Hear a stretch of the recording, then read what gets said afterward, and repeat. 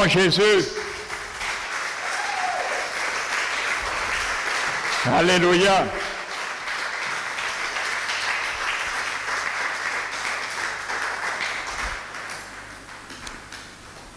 Alléluia.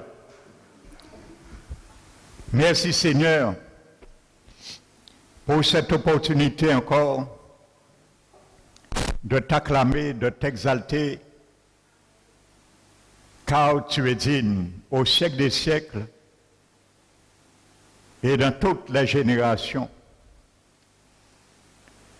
Nous l'avons chanté, Seigneur, c'est avec joie que nous écoutons ta voix.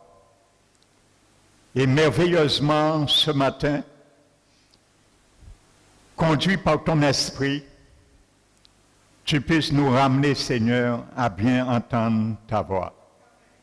Mais dans la joie, Seigneur, même si, Seigneur, ce que tu nous dis d'entendre ce matin ne nous déplaît, mais nous devons l'entendre et le recevoir avec joie, car nous l'avons chanté, Seigneur.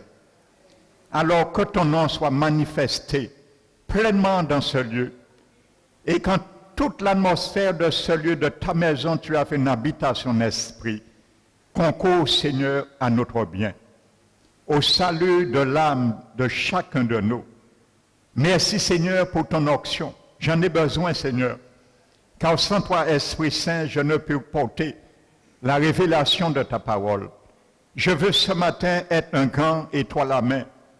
Merci encore pour ton onction qui tombe sur moi maintenant et qui m'environne, Seigneur. Que ton feu, Seigneur, m'entoure ce matin, afin de détruire tout ombrage, Seigneur, de toute vindicative dans le monde invisible, qui pourrait s'opposer, Seigneur, à ta souveraineté, qui pourrait s'opposer, Seigneur, à l'élévation de ta parole au milieu de nous. Merci, Seigneur. Je prends, Seigneur, autorité ce matin encore, au nom de Jésus-Christ, de chasser tout esprit de sommeil, tout esprit de distraction dans ce lieu ce matin. Je vous chasse au nom de Jésus. Loin de ce lieu, vous n'avez aucune part dans ce moment solennel avec notre Dieu. Merci, Père.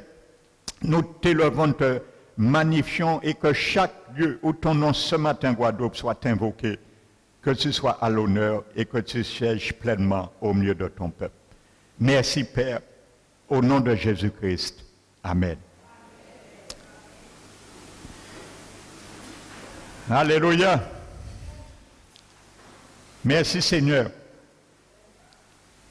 pour cette grâce encore de parler ce matin en ton nom.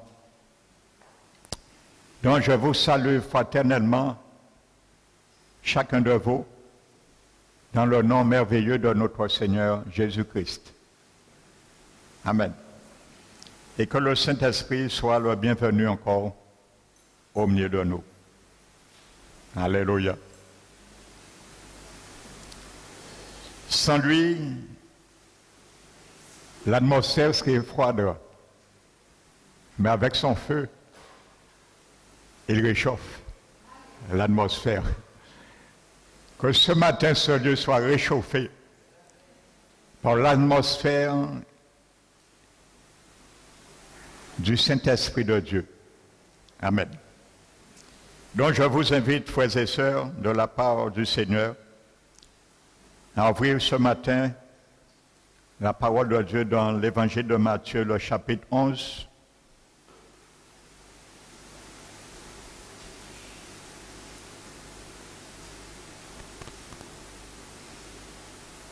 Et le verset 28.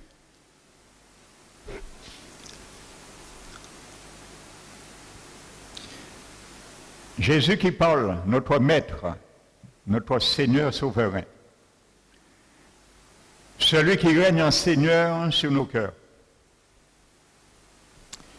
Il te dit ce matin,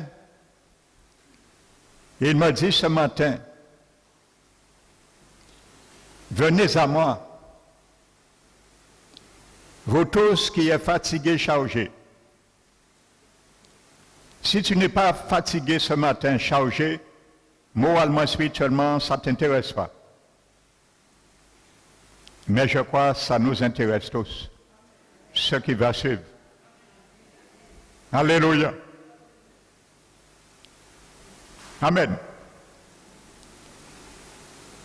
Et je vous donnerai du repos. Qui ne cherche pas le repos du Seigneur? Amen. Mais si tu veux le repos du Seigneur, il y a quelque chose quand même à faire. Alléluia. Lorsque nous allons nous coucher, nous avons besoin, notre corps demande du repos. Nous n'avons qu'à nous allonger sur le lit et le repos vient. Nous n'avons pas grand-chose à faire. Mais là, ce repos, il y a quelque chose quand même à faire. Ce n'est pas difficile. Alléluia. Donc maintenant, ensuite, c'est toi qui vas déduire si ce que je dis est vrai ou pas. Ce n'est pas difficile. Aussi, selon toi, c'est une autre réalité. Mais en tout cas, moi, je dis ce que je lis. Jésus dit, prenez mon joug sur vous et recevez mes instructions, car je suis doux et humble de cœur, et vous trouverez le repos pour vos âmes. Amen. Car mon joug est doux et mon fardeau léger. Dans le titre de ce message ce matin, toujours dans la lignée de la marche avec Dieu. Amen.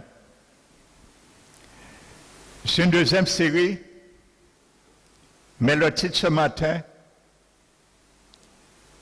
Alléluia, c'est « Ne rends pas léger le joug du Seigneur ».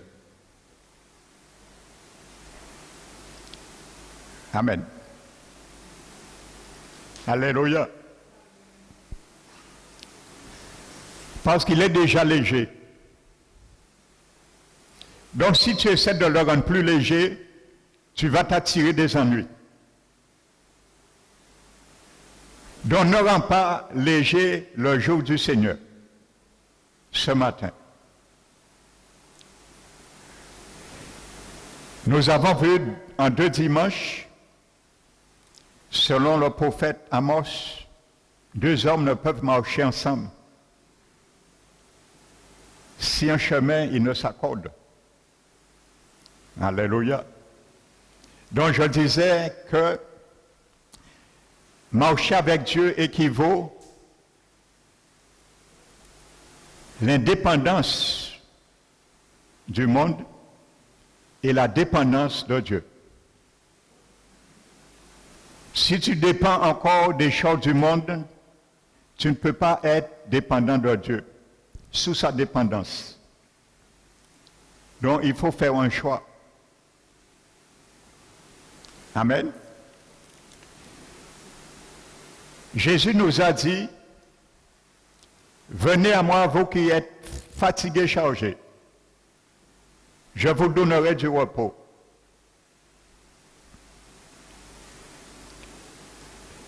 Et il dit, recevez mes instructions. C'est ça le joug de Jésus. Mais pour recevoir les instructions de Jésus, il faut que nos oreilles soient vraiment éveillées et il faut que nous acceptions ces instructions avec joie, comme nous avons chanté. Mais vous allez voir, malheureusement, surtout dans ces derniers temps, le peuple de Dieu n'aime pas recevoir les instructions de leur maître pour les alléger, pour qu'ils trouvent le repos de leur âme dans ces derniers temps. Vous savez, il y a un autre texte qui parle de « vous trouverez du repos pour vos âmes », c'est dans le prophète Ésaïe, le chapitre 6. Et le Seigneur dit, par la bouche du prophète Ésaïe, « Il dit, placez-vous sur les chemins. Donc, il y a des chemins, mais il y a un que tu dois choisir, l'unique. Il dit, regardez. Il dit, marchez-y sur la bonne voie. Parmi tous les chemins, il y a au moins une qui conduit au salut. Tous les chemins ne mènent pas à Rome, comme on dit. Et tous les chemins ne mènent pas au ciel non plus. Il y a un seul chemin. Alléluia. Et tu sais, dans ces derniers temps, pour ceux qui sont en train de s'égarer ou qui se sont déjà égarés, il y a une manière de retourner. Amen. Parce que Jésus parle d'un chemin dans le livre de Proverbes, chapitre 6.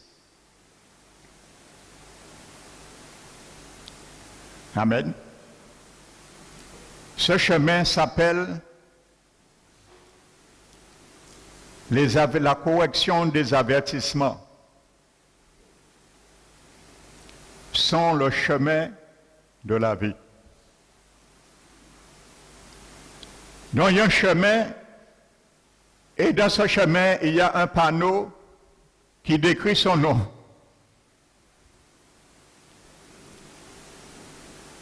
Les avertissements de la correction sont le chemin de la vie. Et ce proverbe 6, il dit, un précepte est une lampe. Et l'enseignement, une lumière. Amen. Dans l'enseignement, les préceptes s'acquièrent en écoutant ce que Jésus veut que nous entendions. Amen.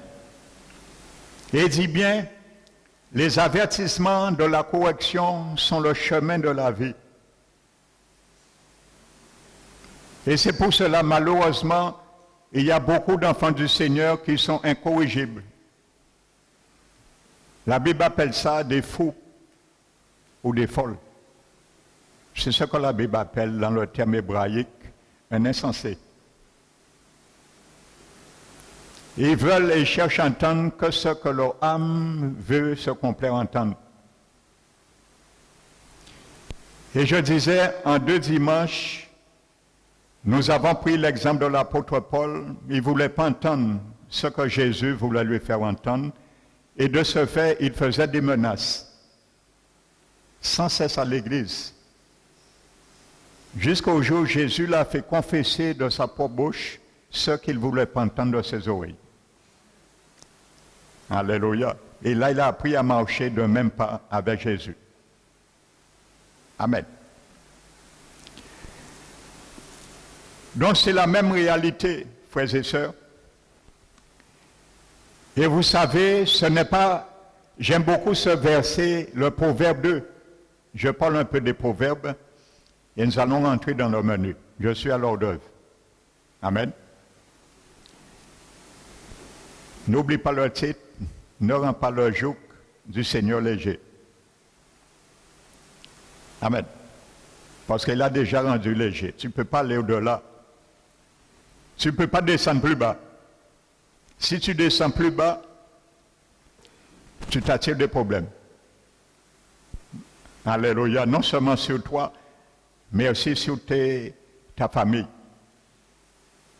Sur tout ce qu'on peut vivre. Nous allons le détailler tout à l'heure.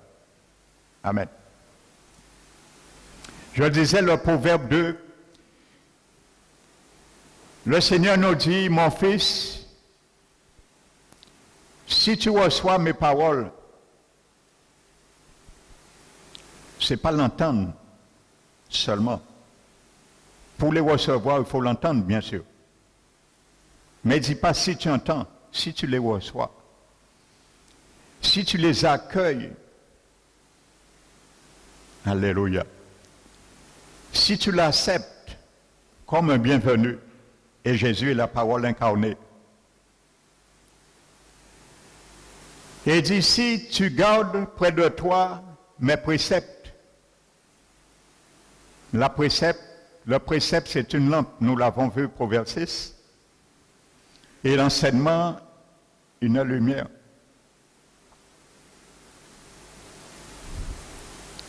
Alléluia. Et il dit dans ce chapitre 2, il dit à ce moment tu comprendras la crainte de l'Éternel et tu trouveras la connaissance. Car l'Éternel donne la sagesse et de sa bouche sort la connaissance et l'intelligence. Donc ce qui sort dans la bouche du Seigneur, c'est pour te donner de la connaissance et de l'intelligence, afin de savoir comment orienter nos vies ou désorienter nos vies si elle a été mal dirigée. Si nous nous sommes joués avec d'autres choses, d'autres paroles, d'autres préceptes, d'autres enseignements du Seigneur. Amen. Donc prenez mon fardeau, recevez mes instructions. Amen.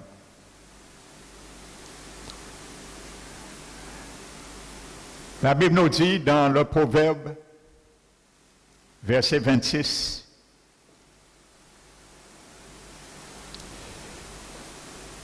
que le fouet est pour le cheval et le mort pour l'âne. Mais la verge est pour le dos des fous, des insensés. Et il dit ensuite, ne reprends pas l'insensé ou le faux selon sa folie, de peur que toi-même tu t'attires sa haine sur toi, selon le contexte hébraïque. Vous savez, ce verset veut dire que lorsque nous reprenons quelqu'un des reproches plusieurs fois pour la même chose, la personne n'accepte pas la correction. Je vous dis ce que le terme hébraïque veut dire dans ce verset. Il refuse délibérément. Et à cause de ces reproches incessants, il y a un conflit maintenant qui vient entre les deux personnes. Et ce conflit maintenant amène du désordre, inutilement. Alors Dieu dit, une telle personne, ce n'est même pas la peine de le reprendre. Dans ses actes, c'est un fou. Donc ce qui est bon pour lui, c'est ce que dit le Proverbe, chapitre 29. La verge et la correction donnent la sagesse. C'est ce qui est bon pour une telle personne. La verge et la correction donnent la sagesse. Donc si tu n'aimes pas la verge et la correction, tu n'aimes pas la sagesse. Parce que ça te donne de la sagesse, afin de te détourner de ta folie. Amen. Vous allez comprendre pourquoi le Seigneur m'a conduit à ces divers proverbes. Il y en a tellement. Amen. Mais nous allons ouvrir la parole de Dieu. Dans le livre de 1 roi.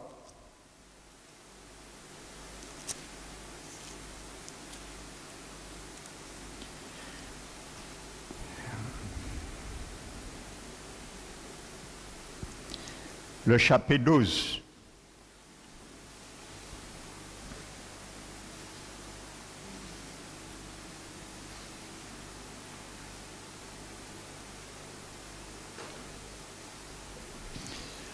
La Bible nous dit, Roboam, verset 1, se rendit à Sichem.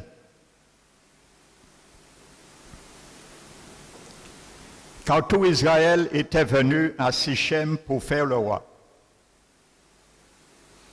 Pour le faire roi, plutôt.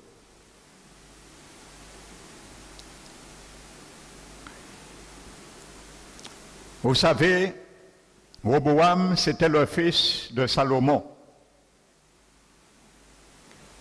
Et je vais te mettre en garde contre quelque chose. Quand Dieu dit il nous rejette, il rejette quelqu'un. Lorsque cette personne rejette sa parole, ses préceptes, ce n'est pas une petite affaire. Si vous lisez l'histoire de la Bible et de Salomon, vous allez voir que Salomon a été celui que Dieu a choisi pour bâtir le premier temple, sa maison. Amen. Mais Salomon a bâti et a construit aussi plusieurs d'autres temples pour des divinités, des idoles. Donc il n'a pas construit uniquement le temple de Dieu, il a construit beaucoup d'autres temples pour amener ses concubines, ses femmes, il avait 1000, à adorer des autels pour entrer en communion avec ces démons. Et vous savez, lorsque Salomon est mort, à aucun moment dans la Bible, lorsque Dieu parle aux enfants de Salomon, vous allez entendre Dieu dire, « Je suis le Dieu de votre père Salomon ». Vous n'allez jamais entendre ça dans la Bible. En parlant aux enfants, après la mort de Salomon, Dieu dit jamais, je suis le père de votre père Salomon. Il dit aux enfants de Salomon, je suis le Dieu de votre père David. Alléluia. Alors, frères et sœurs, prenons garde parce que Jésus nous a mis en garde. Dans les derniers temps, le jour du jugement, beaucoup viendront me dire, Seigneur, Seigneur, n'avons-nous pas chassé des démons en ton nom? N'avons-nous pas prophétisé en ton nom? N'avons-nous pas guéri des malades en ton nom? Je leur dirai ouvertement, retirez-vous de moi, ouvriers d'iniquité. Je ne vous ai jamais connu. Vous savez, dans le grec, le mot qui est traduit par connu veut dire littéralement avoir une relation. Amen. Donc Jésus dit, nous n'avions jamais eu de relation ensemble, toi et moi. Et ce mot grec qui est traduit par relation est un mot très fort. Ça veut dire relation intime, comme une femme et un homme ont des relations intimes dans leur chambre. C'est ce mot grec qui est traduit dans ce verset. Ça veut dire, nous pouvons comprendre que Satan n'a pas peur qu'on prononce le nom de Jésus. Amen. Parce qu'il dit que nous n'avions pas chassé des démons en ton nom. Satan, lui, il craint celui qui a vraiment une intimité, une vraie relation avec Jésus, et cette personne prononce le nom de Jésus. C'est ça que le diable craint, lui.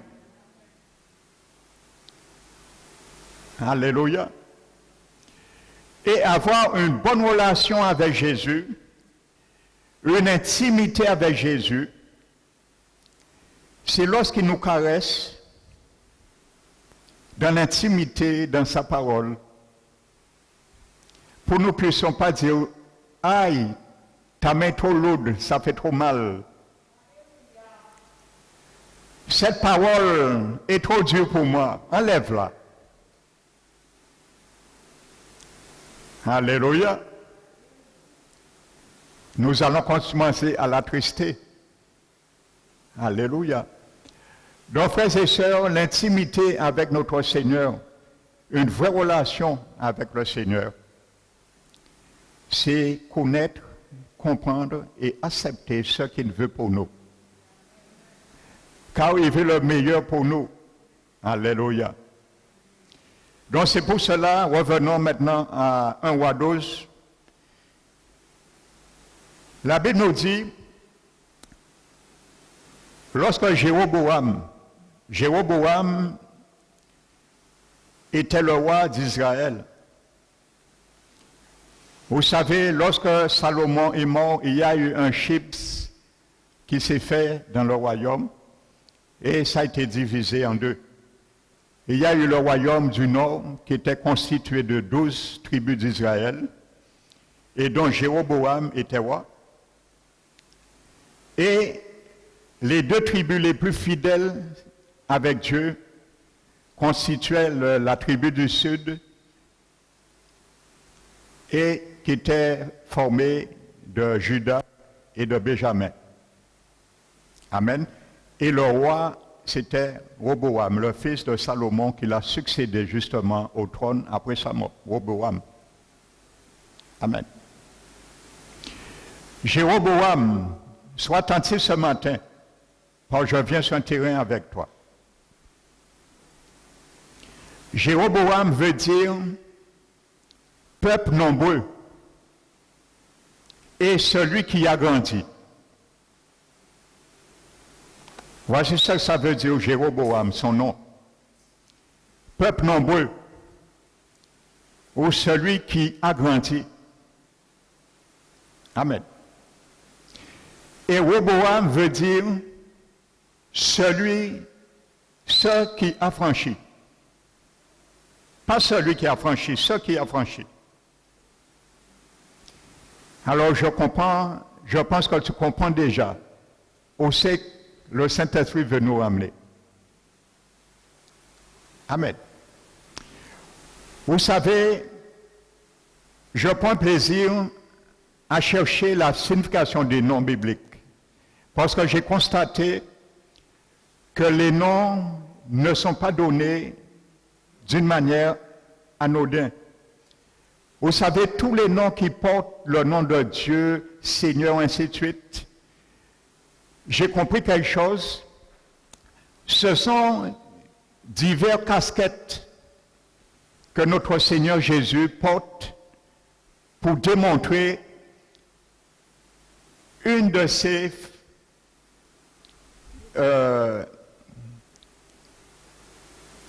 facteurs qu'il veut apporter dans notre vie.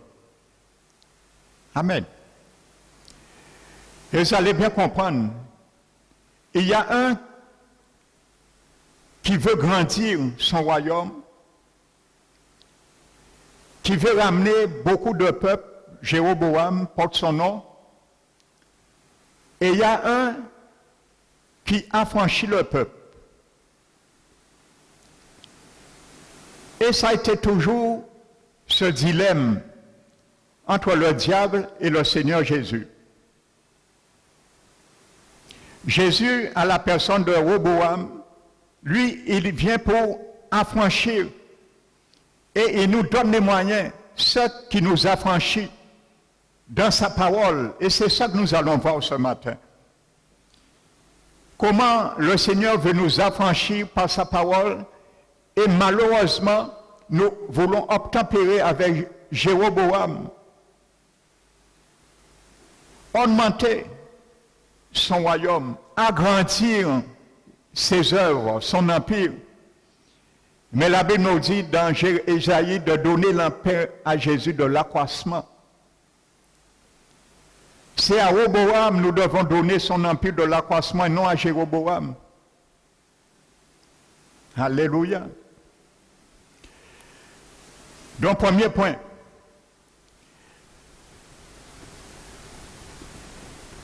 La Bible nous dit, lorsque Jéroboam, il était en Égypte à ce moment, parce qu'il avait fui, si vous lisez le chapitre avant, il avait fui à cause de la menace de Salomon. Amen. Et lui-même avait été établi roi par une prophétie qui venait d'un prophète Akija. Amen. Et si vous lisez l'histoire, le prophète lui avait dit de déchirer un manteau en 12 morceaux et de prendre 10 morceaux. Et les 10 morceaux, ce sont les 10 tribus d'Israël, et ça s'est accompli. Et les 2 autres tribus étaient Benjamin et Juda. Donc la Bible nous dit, lorsque Jéroboam, je ne vais pas tout lire, vous allez lire l'histoire.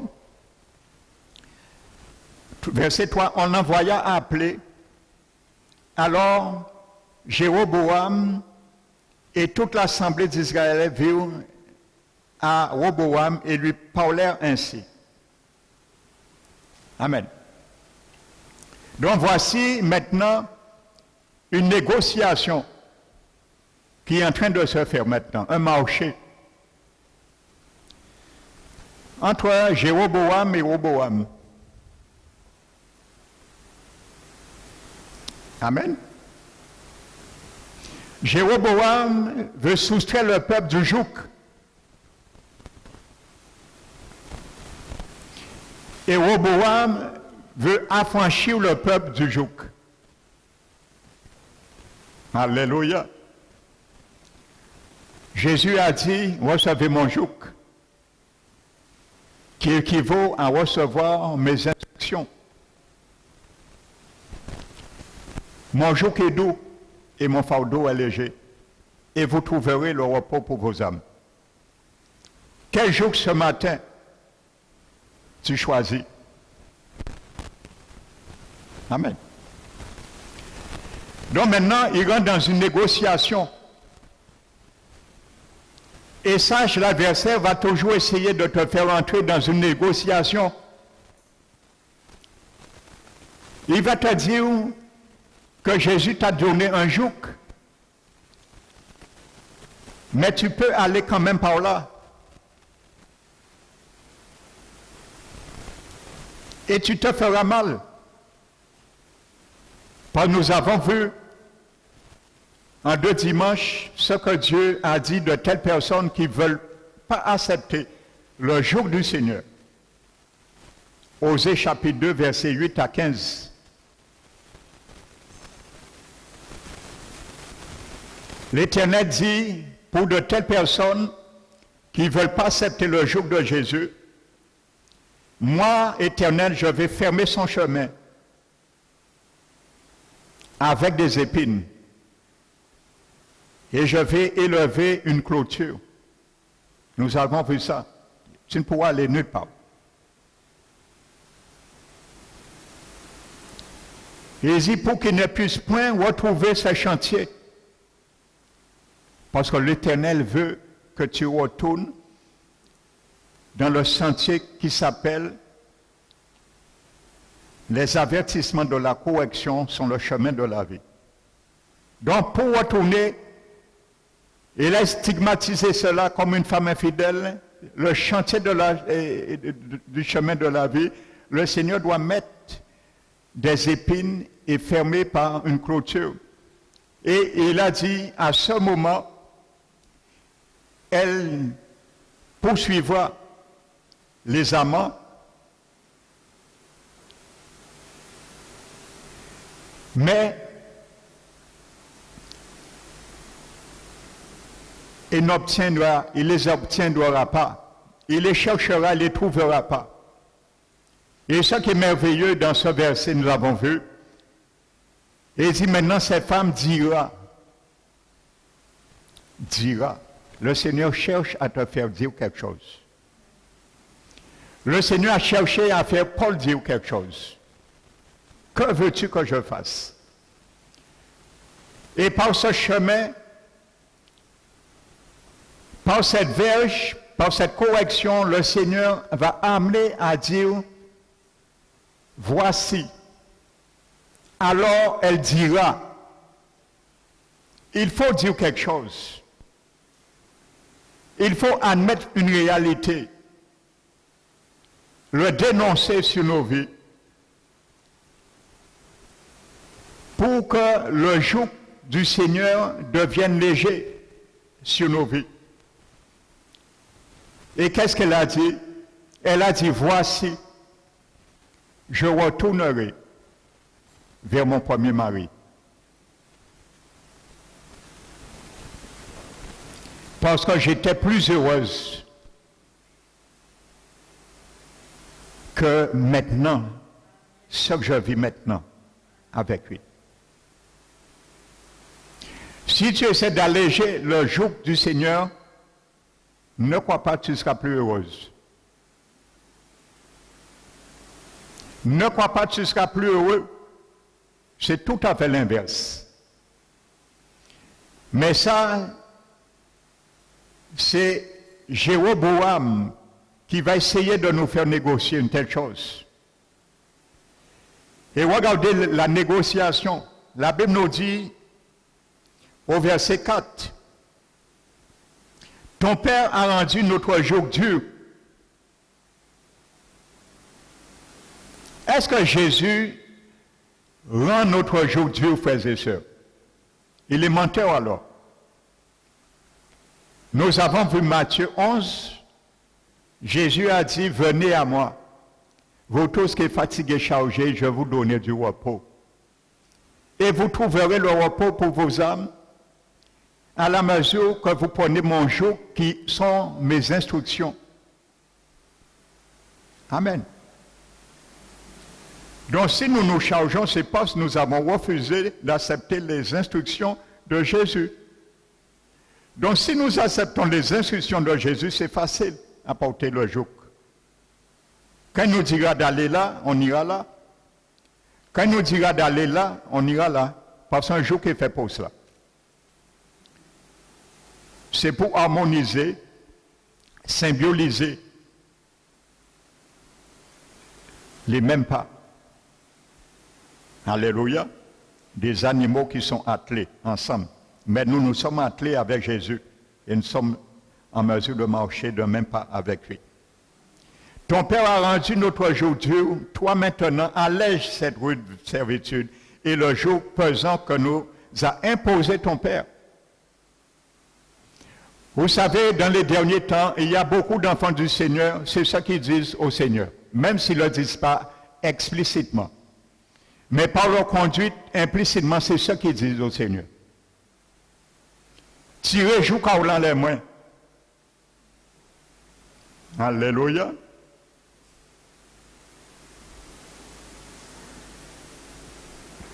Il y a des belles choses, des belles films. Tout le monde a regardé. Pourquoi m'en peut regarder?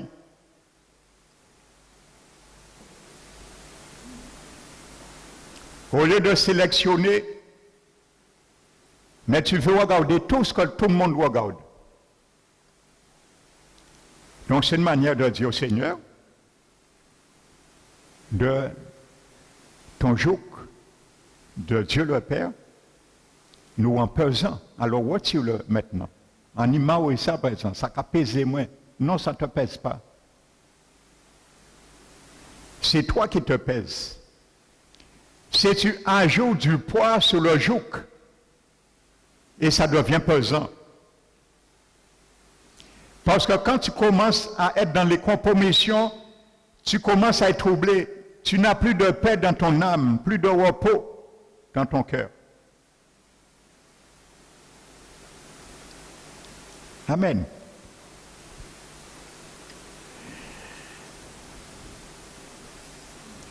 Il y a un verset qui me vient, ne perdez pas un roi. Proverbe 23.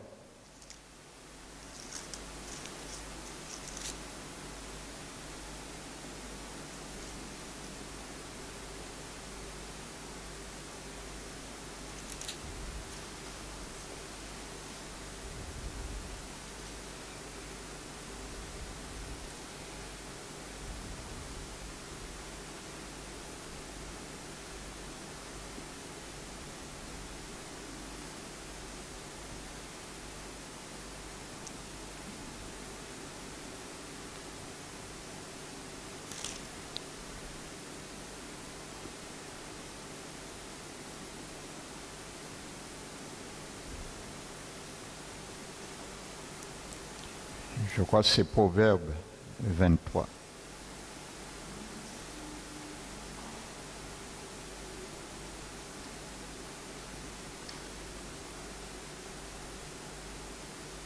Voilà.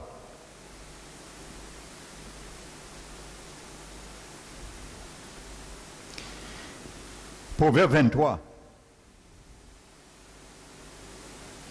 L'abbé dit, verset 2, mets un couteau à ta gorge si tu as trop d'avidité. Ne convoite pas ces friandises, c'est un aliment trompeur.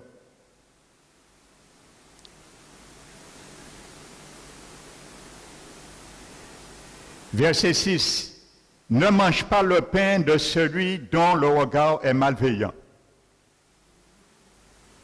Et ne convoite pas ses friandises, car il est comme les pensées de son âme.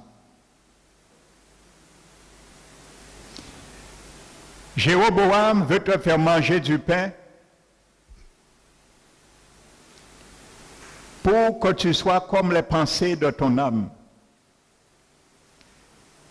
Et dans Osée 2, c'est ce qui est arrivé à cette femme. Parce que le verset 7 le dit. Il dit, mes amants me donnaient du pain et à boire. Dans Osée 2, 7. Ils me donnaient de la laine et du lin, de l'huile et de la boisson. C'est pour que ton âme devienne le même reflet que ce qu'il veut te faire être et vu à la vue des autres. Amen. Revenons à 1 roi. Donc voici la négociation.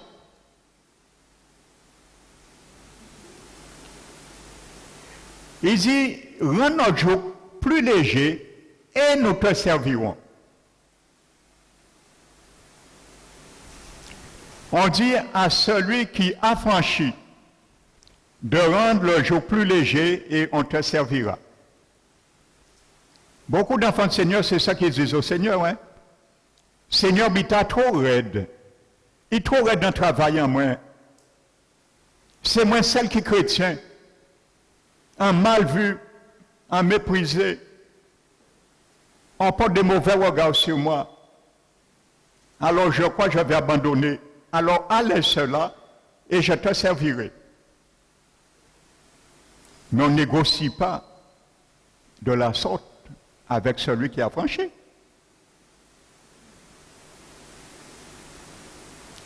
Alléluia. Et il te dit, mais mon fils, ma fille, mais je sais et je te regarde parce que tu l'as pour l'intérêt de l'entreprise, de ma part.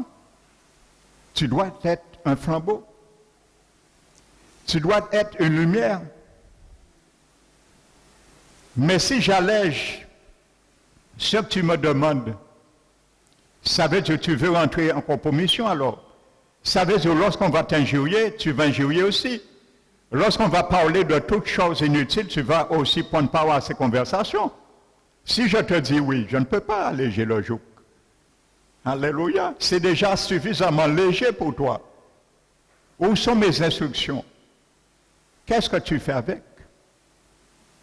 Alléluia. Va chercher mes instructions dans ton cœur et tu sauras comment gérer la situation.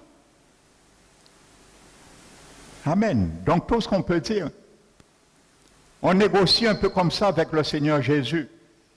Allège et je te servirai. C'est pour ça qu'il y a beaucoup de chrétiens, ils font toutes les églises en Guadeloupe. Ils ne trouvent jamais satisfaction. Parce qu'ils ne cherchent pas à porter à marcher avec le jour du Seigneur ses instructions, mais ils cherchent à marcher selon les instructions de leur cœur, ce qu'ils veulent et ce qu'ils attendent à recevoir.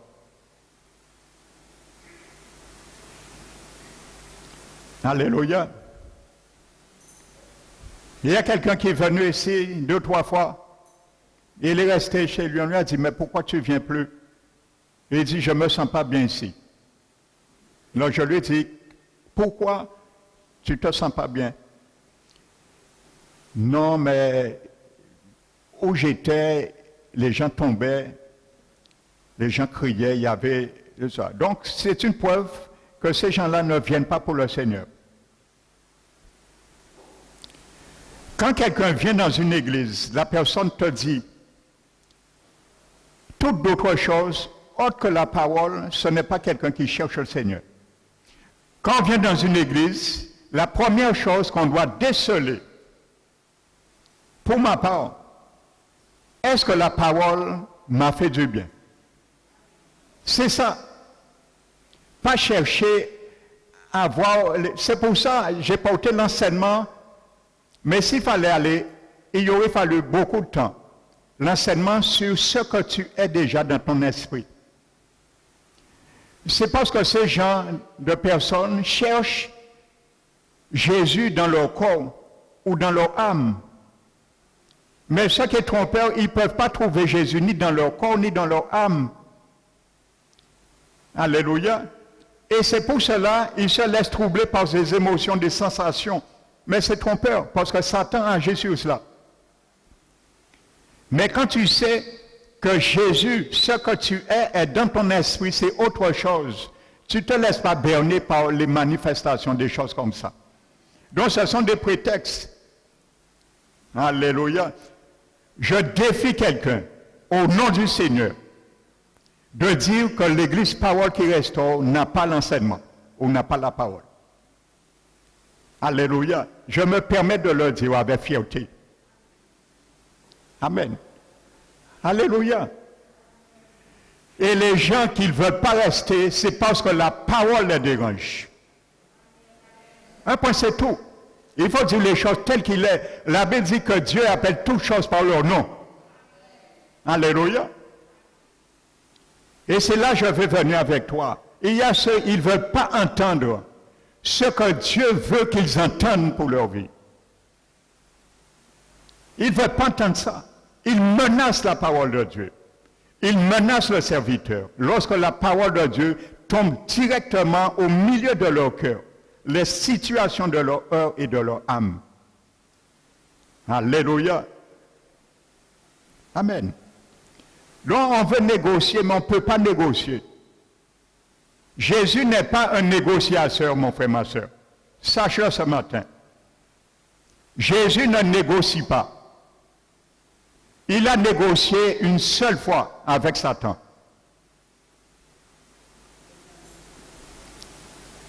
Il ne va pas négocier encore. Il n'a pas le temps de négocier maintenant. Il est le souverain sacrificateur. Il est assis sur un trône.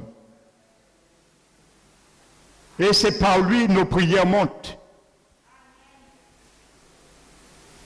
Alléluia. Donc la Bible nous dit, nous allons te servir. Et il dit, il leur dit, allez et revenez vers moi dans 3 jours. Et le peuple s'en alla. Le roi Roboam consulta les vieillards. Regardez bien quelque chose. Qui avait été auprès de Salomon.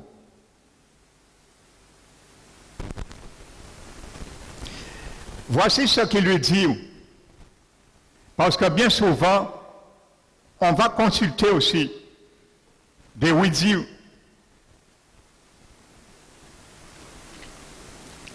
Ouais, mais pasteur là dit ça. Ou pas vrai, il exagéré. Ah, pas ça la Bible a dit, hein. C'est ça la Bible a dit, hein. C'est Satan la Bible a dit. Mais pas ça la Bible a dit, hein. Parce que c'est un instrument de l'adversité pour grandir son royaume. Pour amener des peuples. Son nom s'appelle Jéroboam. Alléluia. Donc, il consulte les vieillards. Et qui consulte les gens qui sont plus anciens en l'église là. Pour bien faire comprendre, il est sincère de cœur et il cherche une approbation selon les mérites de son cœur. Alléluia.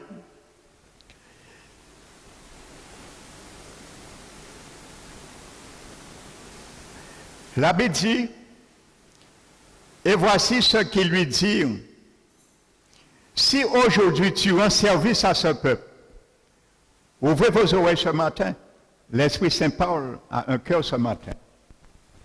Amen.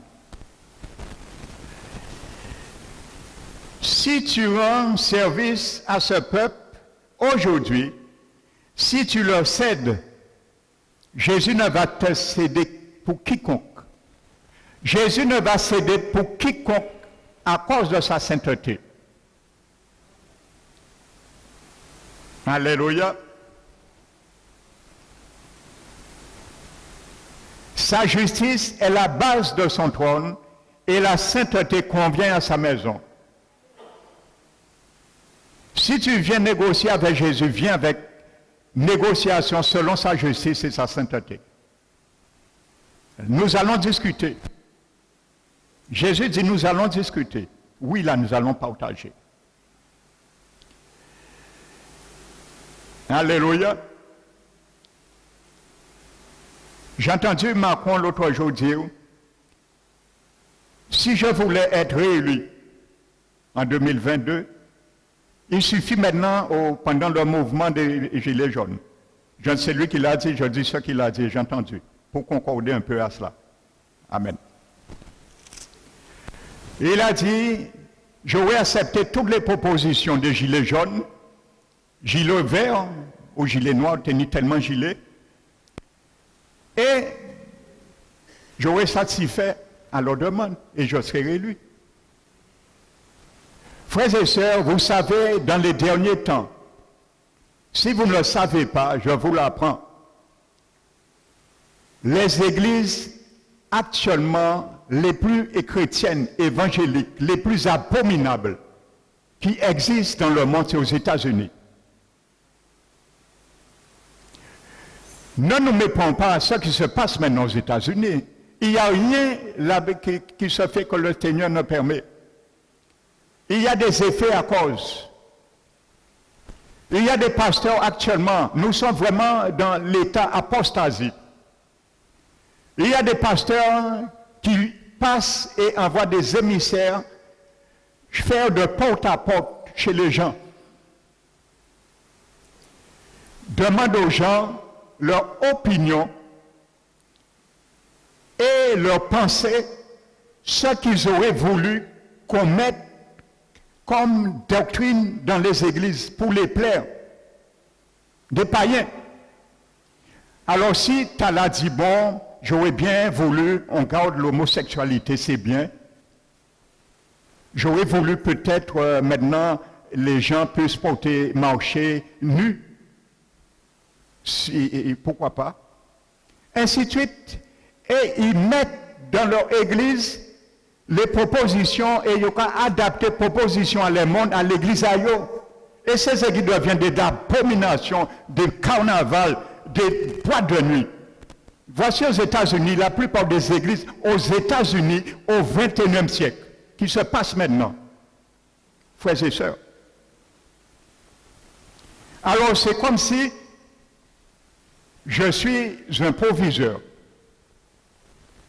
Je rassemble une classe, je rassemble les élèves du lycée et je leur dis, bon, faites-moi des propositions.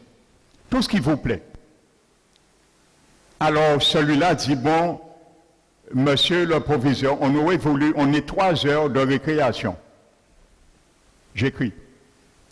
On aurait voulu qu'on légalise le cannabis.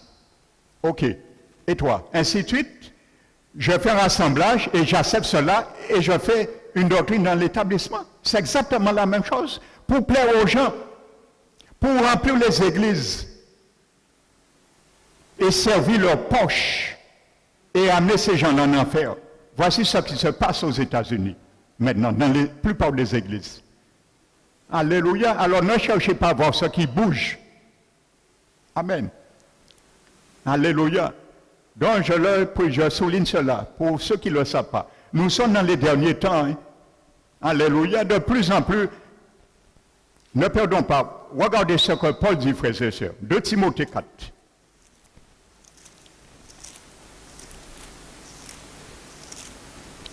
Ok, voici Paul qui a menti. 2 Timothée 4. Il parle à Timothée. Je t'en conjure devant Dieu et devant Jésus-Christ, qui doit juger les vivants et les morts, et au nom de son avènement et de son royaume. Prêche la parole. Insiste en toute occasion, favorable ou non. Reprends. Les chrétiens n'aiment pas qu'on les reprenne. C'est là que je viens sur toi ce matin. Dans un roi, frères et sœurs. Si je n'ai pas terminé ce matin, nous allons le terminer. Parce qu'il y a une leçon à tirer. Si tu n'aimes pas la correction, tu fais des menaces à la parole de Dieu pour savoir ce qui peut t'arriver. Non seulement toi, mais tes enfants, ta famille. Alléluia. Il faut que tu le saches aujourd'hui. Parce que trop d'enfants du Seigneur aiment pointer le doigt à la parole de Dieu, menacer les serviteurs. Lorsqu'il dit vrai, menacer la parole de Dieu. Regardez ce que Paul disait. Nous sommes dedans. Je vous dis que Paul ne parlait pas aux païens. Il parle aux gens qui seront dans les églises chrétiennes évangéliques. Prêche. Reprend. Pourquoi il ne reprend païen? Il parle aux chrétiens nés de nouveau là. Toi et moi. Ça s'adresse pas aux païens. Censure. Exhorte.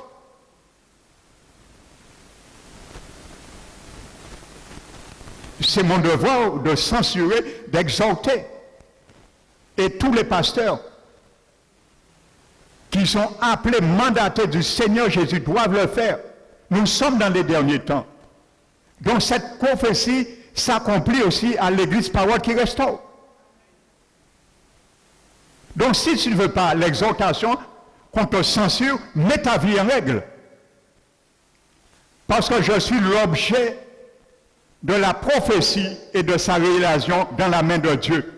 C'est ça que je lis, je ne peux pas faire autrement. Alléluia. Je ne peux pas négocier comme Jéroboam. On ne négocie pas avec Dieu. On ne négocie pas avec le joug de Jésus. C'est ça que j'ai donné le titre. Ne le rend pas plus léger, le joug de Jésus. Ça veut dire, n'essaie pas de négocier. Ce qui te demande dans sa parole, recevoir les instructions, ça veut dire trancher. Négocier, ça veut dire trancher, faire le tri du repas. Après mes lentilles, comme ces lentilles consommées d'iri, en qui trier, pendant moins trier, toutes lentilles là, en qui manger rien d'iri là. Comme les enfants, lorsqu'ils n'aiment pas un repas, ce qu'ils font. Ils ont arrêté iné. Ils ont dit, tu n'as pas encore fini de manger. Non, ils ont tiré toutes lentilles là, et comme dire là, comme manger rien ni dire là. Ils font le tri. Et il y a des enfants, Seigneur, c'est ce qu'ils font. Mais quand on te censure, tu vas remuer vite les lentilles avec le riz pour le manger. Alléluia. S'il n'y a pas de serviteurs qui sont droits, honnêtes devant Dieu, comment tu vas mélanger le riz et les lentilles, le manger? Tu as des carences spirituelles, frères et sœurs. Amen. Avec douceur et en instruisant. Alléluia. Même si on prend le bâton, mais on vous instruit. pour votre bien, pour votre salut. Parce que Jacques a dit de recevoir la parole avec douceur, le lait pur et spirituel avec douceur, car c'est lui qui peut sauver ton âme. Si je te fais boire les laits des églises, par exemple, des doctrines des États-Unis, ainsi de suite, mais en qui tue les autres, en qui empoisonne les autres. Et quand Jésus qui dit, moi, tu empoisonnes mes brebis, moi je les amène dans les verts pâturages. Pourquoi mettre poison à les pâturages, pourquoi tuer yo? Non, je ne veux pas Jésus me le dise. J'aime Jésus, je préfère Jésus me dire que mes mains ont été pures de votre sang. Je préfère Jésus me donne cette parole, frères et sœurs. Même si je reçois des mépris, des menaces, ça ne fait rien. Mais en vrai, Jésus dit, moi, tes mains ont été pures de sang, de mes brebis. En plus, si mais Jésus dit, moi, ça, même si les menaces, tant pis. Moi, habitué, tant pis, il n'y a pas de problème. En vrai, pas parole là, ça, éloigné loin des oreilles en moi. Tes mains ont été pures de sang de mes brebis. C'est ce qui importe pour moi. Alléluia. Mais il y a ceux qui ont peur. Ils ont peur de dire la vérité. Ils ont peur d'exhorter le peuple là. Ce sont des abdias, comme je le disais, abdias.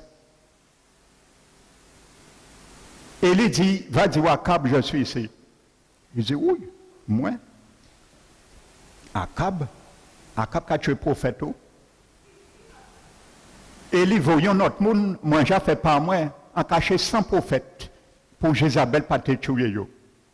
Alors on fait par moi, bon Dieu qu'à comprendre, font d'autres monde fait. Non, la lâcheté. Il était avec Akab et il était avec Élie. En même temps. Tu ne peux pas être avec Élie et avec Akab en même temps. Fais un choix. On ne peut pas nager entre deux océans. Il faut faire un choix. Être dans un même courant. Parce que si nous essayons de nager dans deux courants, nous faisons tourbillon comme ça. Courant là qui mène nous là et nous tourner en rond. Et nous allons tourner en rond dans l'âme de le désert de notre âme. Alléluia. Amen. Je termine Timothée. Car il viendra, et si nous parlons maintenant, il est déjà venu ce temps. C'était au passé, mais nous sommes dans son futur. Alors tu peux dire, ce temps-là est déjà venu au XXIe siècle. Parce que pour moi, nous avons temps là ça. Où les hommes, entre parenthèses, les chrétiens, parce qu'il parle aux chrétiens là, amen, ne supporteront pas la sainte doctrine. Les païens, à qui moment ils ont supporté la sainte doctrine? Là, ils sont dans le monde. Donc, voyez bien, il ne s'agit pas des païens là. Il s'agit de moi et toi, frères et sœurs. Prenons très au sérieux maintenant la parole de Dieu. Hein. La trompette qui sonne n'importe moment. Hein. Alléluia. Je me rappelle, il y a eu un collègue, il s'est converti après cela. Ça fait peur. Ah, on rêve, on songe. Je travaillais avec lui et on échangeait, je lui parlais de l'évangile. Et j'étais en train de lui parler de l'enlèvement. J'ai pris du temps avec lui. Le soir, pendant qu'il dormait, il a eu une vision, mais une vision épouvantable et effrayante. Et il est venu, il m'a raconté ça. Il m'a dit, il a vu le Seigneur, le ciel s'ouvrir, le Seigneur est descendu. Et le Seigneur a partagé en deux. Et il y avait des wagons, comme des trains, qui sortaient au ciel et qui venaient chercher les chrétiens. Donc c'était une vision panoramique, hein, qui parlait un peu de l'enlèvement. Et il a dit que des trains venaient du ciel, ils prenaient des chrétiens et ainsi de suite. Et il a dit dans la vision, toutes les personnes qui partaient, ils avaient une Bible dans leurs mains. Alléluia, c'est explicite. La parole qui a fait de toi son moule. C'est ça que ça veut dire. Ils avaient leur Bible. Et il me dit, dans la vision, il voit un cousin à lui aussi qui était chrétien dans la vision. Et il dit, dans la vision, il voit le chrétien, son cousin qui a sa Bible, et il me voit aussi dans la vision. Gloire au Seigneur, j'avais aussi ma Bible. Alléluia. Et lorsqu'il est revenu, il a vu ça, il a été effrayé, et il a couru dans la vision, il m'a dit, attends-moi, je vais chercher ma Bible. Et lorsqu'il a couru pour chercher sa Bible, il est retourné, il ne m'a pas vu, ni son cousin, j'étais dans le train, et je suis monté en haut. Alléluia, que cette vision éternelle devienne une réalité pour moi, parce qu'on ne fait pas rater. Alléluia. Et il a dit, lorsqu'il est venu, il était trop tard, il tremblait et le ciel s'est ouvert. Il a vu du feu, des avions de guerre de feu en couleur rouge étaient en train de bombarder la terre. Et il s'est trouvé effrayé et il m'a dit, qu'est-ce qu'il doit faire pour être sauvé? Alléluia. Il faut que Jésus te dise quelque chose. Tu dois dire quelque chose. Tu dois reconnaître quelque chose. La parole de Dieu te dit, te fait dire un jour. Alléluia. Osée de dire, cette femme dit, je dirai. Paul a dit, que veux-tu que je fasse? Alléluia.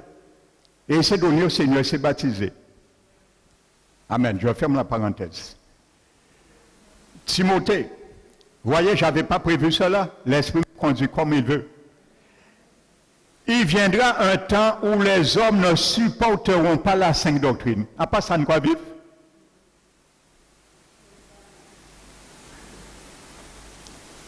Quelqu'un cherche une église actuellement.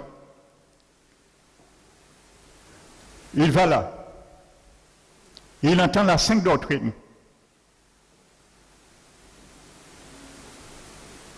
On prêche la sainteté, la sanctification.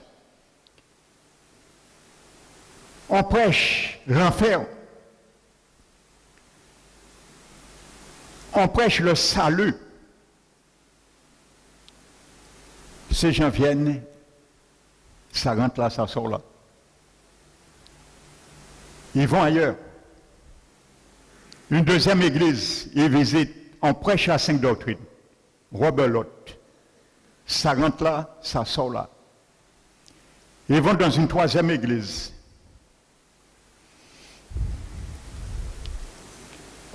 Le pasteur, pendant la louange, il a vu ton sac ouvert. Tu as ouvert ton sac. Et il a vu ton chéquier. Il prend le micro et dit, le Seigneur m'a dit, il y a quelqu'un qui est habillé telle manière, mais j'avais chéquier là. Hein. Il te dit, tu as un chéquier dans ton sac, c'est moi qui t'ai dit de mettre ce chéquier ce matin. Et mon n'a peut-être, c'est même ça qu'il vendredi, samedi, il pas ni tant tiré chéquier là. Alors il vient et là il ouvre sac là pour prendre mon choix, parce que là vrai chéquier là. Alors déjà bon Dieu pas prendre Dieu vient de chéquier parce que pas ni temps déposer, donc déjà mensonge. Alors toi, tu es moussé, ton âme est moussée. Tu dis, où le Seigneur me parle? C'est là qu'il va me mettre alors. Où on trouve l'église là? Dans ton cœur, tu parles. L'orgueil, l'arrogance t'émousse déjà. Et il te dit, le Seigneur te dit, ce n'est pas pour rien. Tu as mis ton chéquier parce qu'il faut que tu me fasses, même si ton compte est découvert, je vais m'engager à combler cela, car je suis le Dieu de l'impossible. Alors il faut que tu fasses un chèque de 3 000 €. Ce n'est pas quelque chose que j'ai entendu, j'ai vu, ça me vient comme ça. Ou quelque chose qu'on m'a raconté. Ça me vient comme ça. Et cette personne se lève.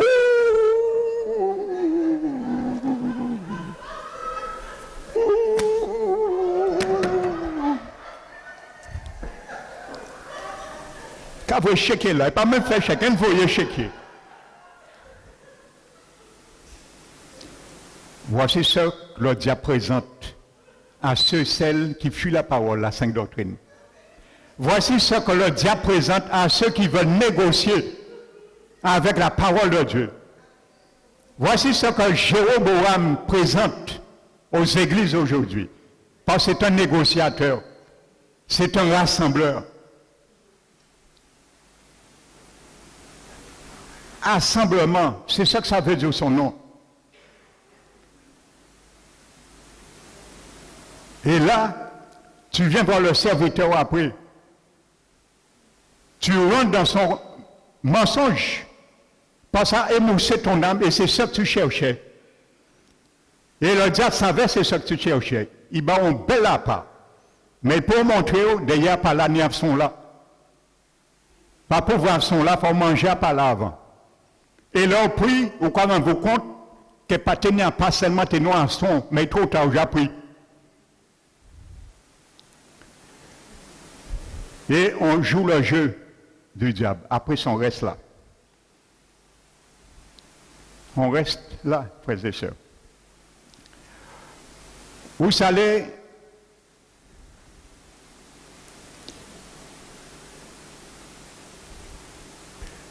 nous allons voir les conséquences de Jéroboam tout à l'heure.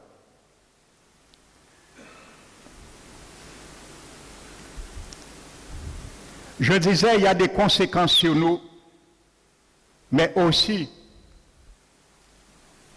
sur ceux et celles nous étions et nous sommes censés protéger. Nous faisons retomber aussi toutes les conséquences sur eux.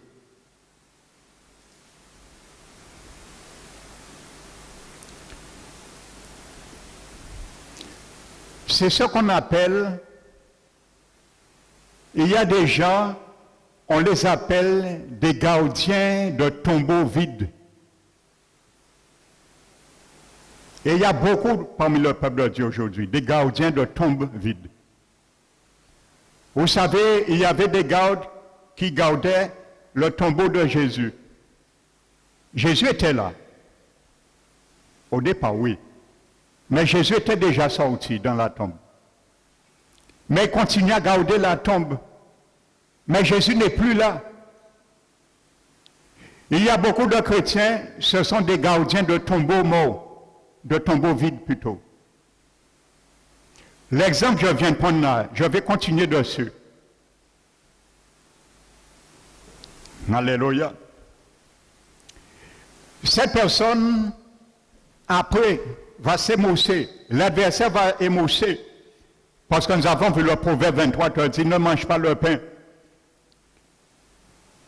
d'un insensé, parce que tu seras comme la pensée de ton âme. Cette personne, vous allez lui dire, vous savez, le serviteur t'a dit ça. Je mets un bémol. L'exemple que j'ai pris, ça peut être une réalité aussi que Dieu peut le faire. Pour cela, sans le pasteur voir le chéquier, Dieu peut donner une parole de connaissance dans le cœur d'un serviteur dit de faire un chèque. Ça, c'est autre chose. J'en dis ce qu'on ne vient pas. Mais quand ça vient de Dieu, ça se fait selon les choses de Dieu.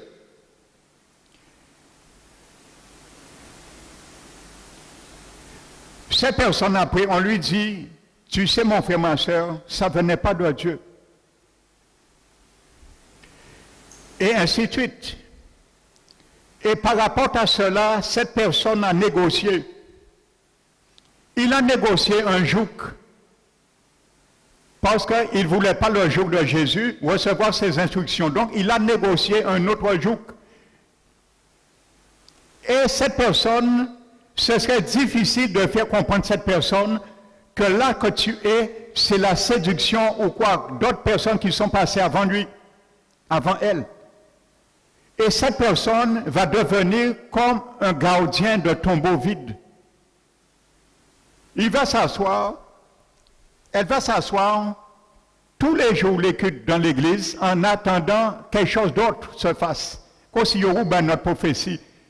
En pensant que Jésus était là. Mais Jésus n'était pas là. Il va rester là en attendant, comme si Jésus va revenir faire quelque chose. Ce sont des gardiens de tombe vide. Jésus n'est pas là. Amen.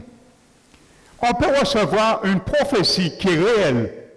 Et nous allons voir un cas de Jéroboam. Mais il a pensé que Jésus était toujours là, à sa disposition. Si nous lisons le chapitre 11 de 1 roi, j'ai dit en préambule, la Bible dit que c'est le prophète Akija qui l'avait proclamé sa royauté de la part de Dieu. Mais Jéroboam s'est détourné après de Dieu. Il a bien commencé. Il s'est détourné de Dieu et Dieu s'est détourné de lui et Dieu l'a rejeté. Au lieu de se repentir, d'accepter les préceptes de Dieu, d'accepter les instructions de Dieu, il les a rejetées. Les instructions de Dieu te disent, quand tu as faux, admettre ton erreur et reviens à moi. Il a rejeté les instructions, ça veut dire qu'il a rejeté le joug sur lui. Et c'est pour cela qu'il va négocier un autre joug. Il va dire à Roboam, non, ton père a mis un joug sur nous, parce que son joug c'était ne pas se repentir, de ne pas accepter les préceptes de Dieu pour sa royauté. Maintenant, son fils est malade maintenant. Dans 1 roi 11. Son fils s'appelle Abijah. Il est malade, grave, mourant. Ne crois pas que tu vas négocier, mon frère, ma soeur. Ne croyons pas que nous allons négocier avec Jésus pour quoi que ce soit. Quand il ferme le robinet, il le ferme. Et pour l'ouvrir, il faut dire quelque chose. Il veut entendre notre beau dire quelque chose. Amen. Il vient maintenant par le truchement du mensonge, du déguisement. Et il envoie sa femme vers le prophète Akija. Et il dit à sa femme, pour l'influencer, n'oublie pas, c'est lui qui m'avait déclaré de la part de Dieu que je serai roi. Et c'est une réalité. C'est dans le chapitre 14. Et cela se trouve dans le chapitre 11. Mais c'est détourné. Il dit, déguise-toi, parce que si il voit que tu es ma femme, il ne va pas subvenir aux besoins de notre fils. Donc parfois on sait ce qu'on fait. On sait ce qu'on est, mais on ne se repent pas. On sait ce que dit la parole pour nous, mais on les rejette quand même. On ne veut pas. On veut négocier. Et tant le Seigneur peut négocier, nous qui arrêter cette position, nous. Mais Jésus qui arrêter cette position à aussi. Parce qu'il y a un joug pour alléger nous. Il n'y a pas ni d'autre négociation. La Bible nous dit, il envoie sa femme, et sa femme vient. Mais entre-temps, Dieu, parce qu'à ce moment, le prophète était aveugle par vieillesse. Il ne voyait plus. Amen. Ce que l'Éternel, ce que le pasteur d'une église ne voit pas, et spirituellement, le Seigneur peut le révéler. Il n'a pas besoin de voir. Hein. Vous savez, la Bible dit dans Job 33, Dieu parle d'une manière, tantôt d'une autre. On ne prend point garde. Il nous parle par des songes, par des visions nocturnes, pendant les hommes sont livrés à un profond sommeil. Pendant ils sont couchés sur leur couche. Amen. Pour les donner des avertissements afin de mettre son sceau à ses instructions. Quand Dieu te donne une révélation en songe, en rêve, il met son sceau sur des instructions. Amen. Et ça veut dire que si c'est lui te dit, il te parle, ça doit arriver. Il met un sceau sur ses instructions. Dieu avait dit à ce prophète, demain, la femme de Jéroboam viendra te voir. Tu lui diras des paroles fortes. Et elle fait, comme dit, elle vient le lendemain, et dès que ce prophète entend ses pieds, elle rentre, le prophète lui dit, femme de Jéroboam, pourquoi te fais-tu passer pour quelqu'un d'autre?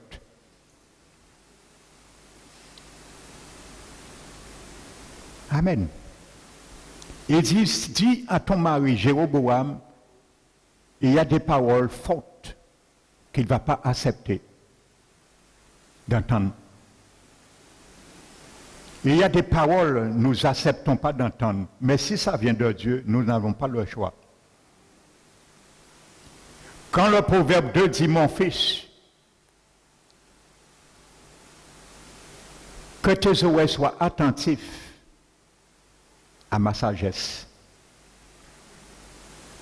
Dieu t'a pas dit que tes oreilles soient attentifs quand ça te plaît, la parole.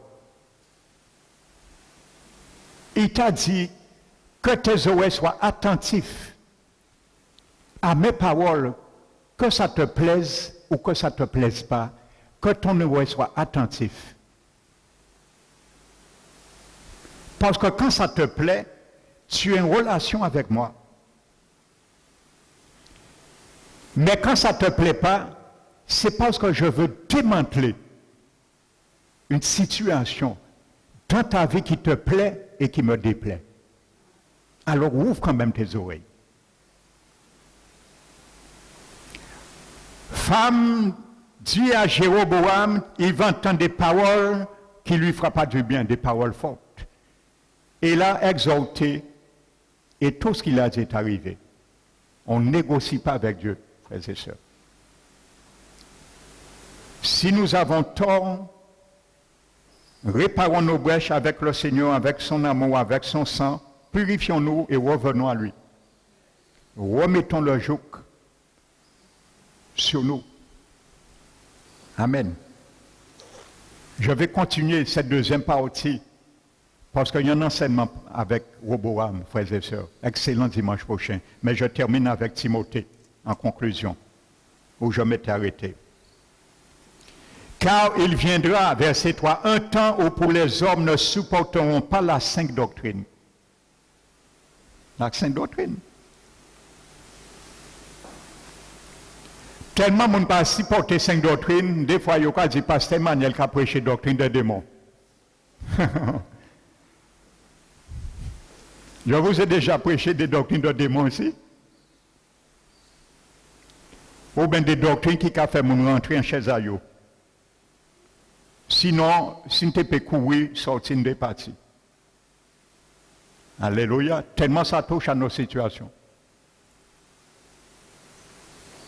Alléluia. Parce qu'on voudrait que je fasse comme tous les autres. Que je viens chez vous tous dire, bon, qu'est-ce que tu me proposes pour que les gens se sentent mieux dans l'église? Comme les pasteurs aux États-Unis fait le dénombrement. Pas vrai, ça arrivait David a fait dénombrement. En pas dire ça arrivait moi non plus. Dénombrement à sa nouvelle temps.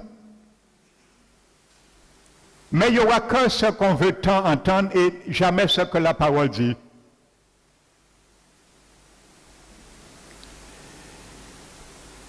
Mais ayant la démangeaison d'entendre des choses agréables.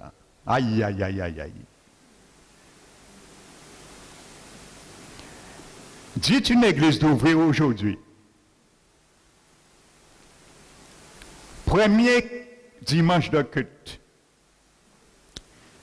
L'orateur qui prêchait, un peu comme prêtre catholique Martinique là, au pays en boîte, pas ni pont danger à cela.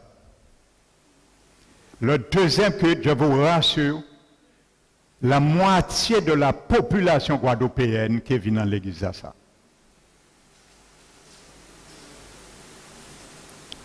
On a la démangeaison d'entendre les choses pernicieuses,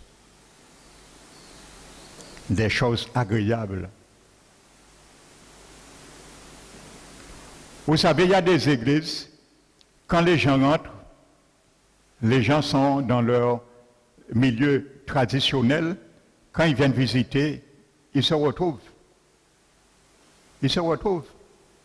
Ils disent, c'est bien cette église. Je me retrouve, pas ni grande différence. Avec paroisse à yo. Yo ka retrouver yo, hein. Et yo, je dis, bon, mais on est pareil, yo. On est pareil, c'est la même chose, hein. Et il y a une secte ici, et elle existe en France. Je ne vais pas nommer son nom. Et là, les gens se reconnaissent bien. Aussi bien les catholiques, ils se reconnaissent bien. On te fait t'habiller en blanc, tu te mets pieds nus, ils allument des bougies, on prie la Vierge Marie, on fait tout un mélange des choses avec les saints, avec la parole de Dieu. Et il y a une chanteuse, je ne vais pas nommer son nom non plus, et j'ai déjà entendu en Guadeloupe des chrétiennes dire « j'adore cette femme ». Je l'ai déjà entendu à la CLC. Oh, quand elle chante, je l'adore cette femme. Sachez, cette femme, cette soi-disant chrétienne, je mets entre parenthèses, elle est dans cette secte en France. C'est là qu'elle est. Et ça n'est pas étonnant que l'Église catholique qui dit viens faire un concert et qui aille. Les préfets qui disent viens faire un concert et qui aille. Pendant la période carnaval, le maire d'une commune qui dit viens faire un concert et qui aille. Parce que c'est là qu'il est. Alléluia. Amen. Alléluia. On se reconnaît. Et elle chante. Mais si elle meurt aujourd'hui, où ira son âme? Est-ce que Jésus la reconnaît comme une femme qui a une relation avec lui? Si moi aujourd'hui-là, est-ce que Jésus qui dit, tu as chanté pour moi, je ne t'ai jamais connu, retire-toi de moi, ouvrière d'iniquité. Tu es dans une secte. Tu fais des CD, tu les vends au nom de Jésus. Repends-toi. Sors dans cette boue. Alléluia. Et marche tes deux pieds dans la voie et dans la bonne direction. Je ne dirai pas le nom, vous allez découvrir vous-même qui est cette chante. Alléluia. Amen. En cas de moi, de pas dire non, parce que j'apprends tellement si moi. Allez, alors, en mettre grand allez. Alléluia. Je laisse vous-même votre curiosité à chercher maintenant. Alléluia. Quand nous sommes dans ces temps-là, il faut censurer, il faut exhorter en instruisant. Comme ça, vous serez instruit. Quand vous irez acheter ce CD, vous serez ça qui monte. Et des CD là, ça. Qui l'esprit qui décède là, même si c'est belle parole. Alléluia. Satan était le plus grand adorateur de l'univers, c'était Lucifer. Le plus grand adorateur au ciel, Lucifer. Il a été destitué de son poste, mais la puissance ne l'a pas été retirée. Maintenant, il ne chante pas pour adorer Dieu, mais il a ses idoles qui chantent en l'adorant maintenant. Et ne vous étonnez pas, il rentre dans les églises aussi. Lorsqu'on chante, on pense qu'on chante pour Dieu, mais c'est Lucifer qu'on donne gloire.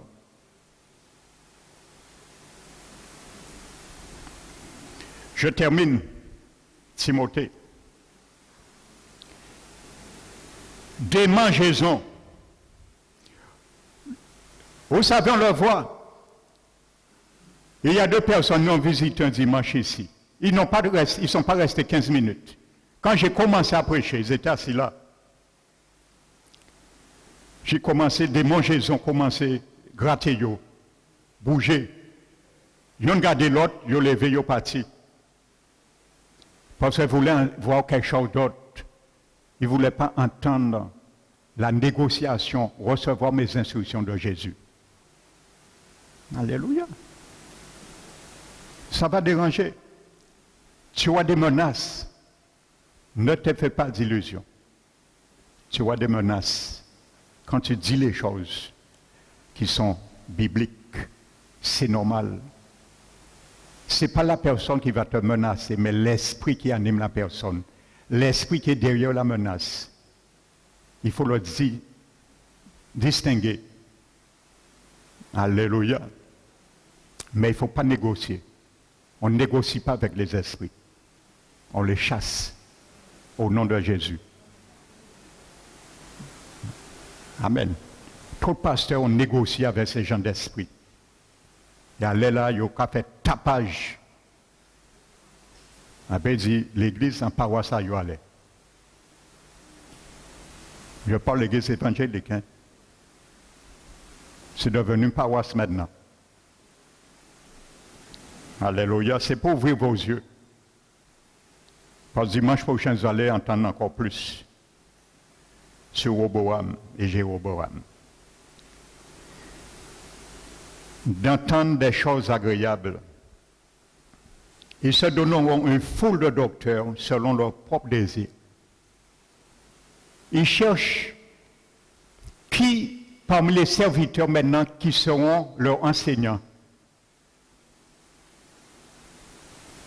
Celui qui m'a dit de faire un chèque 3 000 €, Seigneur Jésus, je rentre chez moi, dans ma chambre. Merci Seigneur. Tu m'as parlé, à partir de maintenant, cet homme sera mon enseignant. On choisit qui sera notre enseignant. Ils se feront de foule de faux docteurs.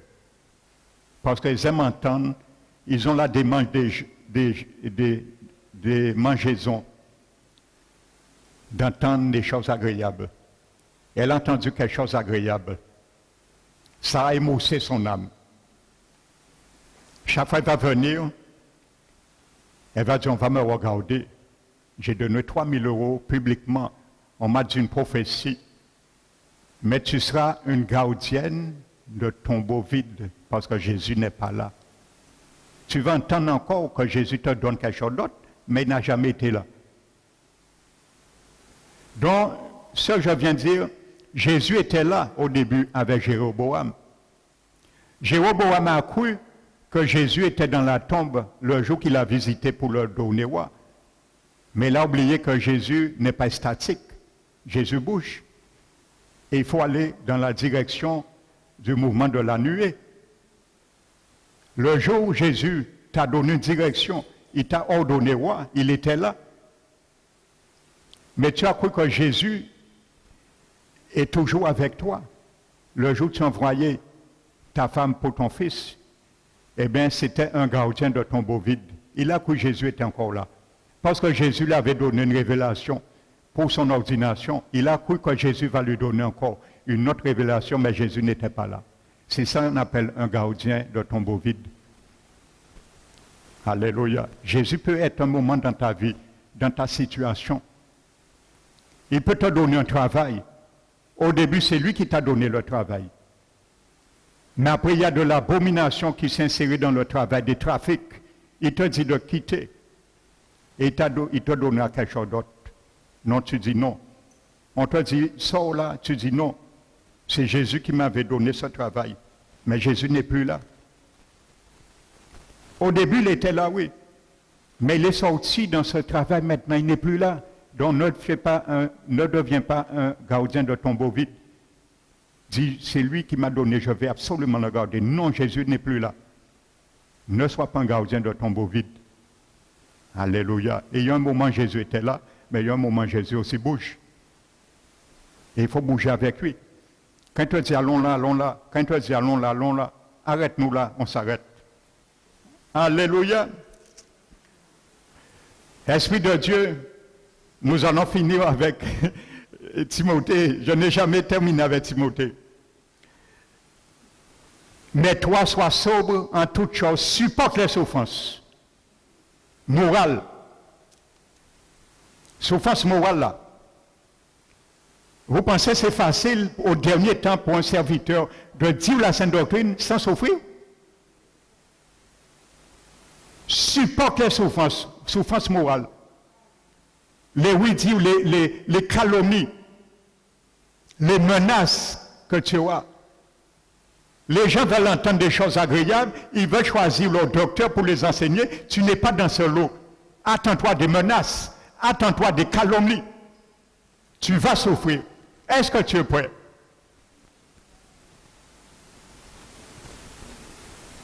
Alléluia. Et un pasteur, il s'est autoproclamé pasteur. Il ouvre l'église 3 mois après, il a démissionné. Fermé l'église là. Son épouse est venue me voir. Il m'a dit, pasteur, comment tu fais? Je lui ai dit, dis à ton mari cela. S'il n'est pas prêt à aimer et à pardonner ses brebis, même si on le calomnie, on ment sur lui, on le méprise, il n'est pas prêt d'ouvrir une église. Je lui dis ça à ton mari. Le pasteur, ce n'est pas un titre, hein? C'est un ministère. Et derrière le pastoral, il n'y a pas prêcher seulement. Alléluia. Je dis bien, il s'est autoproclamé. Il s'est levé un matin et il a dit, je vais ouvrir une église. En Guadeloupe, je ne vais pas nommer de nom. Il y a un peu des autres, il a déjà fait des dégâts, il a déjà frappé les brebis du Seigneur. Alléluia. Fais l'œuvre d'un évangéliste, remplis bien ton ministère. Amen. Alléluia. Donc ça, si tu es appelé demain au ministère, que ce soit ces paroles, soit pour ton partage. Au nom du Seigneur Jésus. Nous allons prendre la deuxième partie de n'allège pas le joug du Seigneur. Alléluia. Tu vas découvrir une réalité et une clé. Ça va t'inciter à aimer entendre les exhortations de la part du Seigneur. Je te promets cela. Alors ne rate pas dimanche. Si tu connais des gens qui sont perdus, ne sachant pas où aller, quoi faire, amenez entendre ce message dimanche, au nom du Seigneur. Que le nom du Seigneur soit béni. Jésus m'a dit, exhorte, censure, instruit. C'est ça que j'ai fait. Alors, pas fâché avec Pasteur Emmanuel, hein? Parce que moi, pas fâché pour moun. Nous sommes d'accord. C'est ce que dit la Bible. Et nous sommes dans les derniers temps. Alors, on ne peut pas fuir prophétie là. Je suis l'objet de la prophétie. Il a accompli en vie en moi et en vie à d'autres pasteurs. Nous pas ni le choix. Alors, acceptez le choix que nous n'avons pas le choix. Et que le nom du Seigneur soit béni et vous bénissez également. Alléluia. Nous allons bénir notre Seigneur.